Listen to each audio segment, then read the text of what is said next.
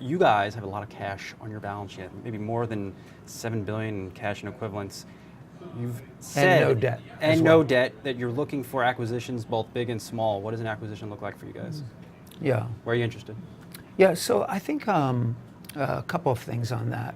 One, I think we're in very early innings of digital commerce and digital payments and the explosion of mobile driving that. As a result, there are a tremendous number of things that we want to do. We've clearly moved beyond being one product and into, as I mentioned, that suite of services on a platform. And for consumers, we want to help democratize financial services. We want to take underserved segments of the market and provide them basic consumer financial transactions that go beyond checkout.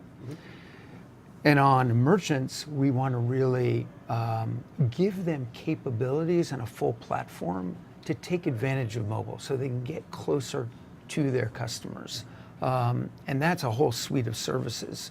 So when I think about the expansiveness of the vision that we have two things we can do. We can innovate inside the company, and we've spent a ton of time and effort to upgrade our platform. Sure. And so we now do like 30,000 software releases a quarter. We are constantly innovating inside the company. That is a radical difference from where we were before and where we are right now. Those investments into our platform, our service-oriented architecture, have really unleashed a tremendous amount of internal innovation and energy. That means that we have to do less acquisitions than we had to do before.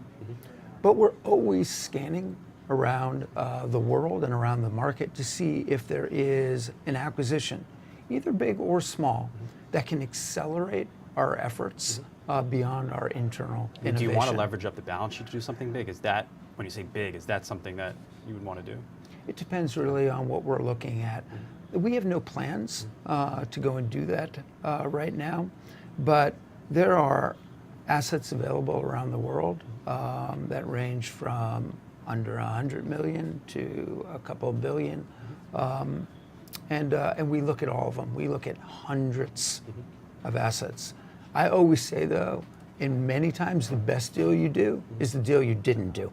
Because we're pretty disciplined in how we look at that, and we're doing a lot more innovation internally. But that, as you've seen, whether it be with TIO or Swift, two recent acquisitions we did, we'll be an acquisitive company going forward because we think there's a ton of opportunity for us to help consolidate the industry and leverage our platform and our scale to provide more services.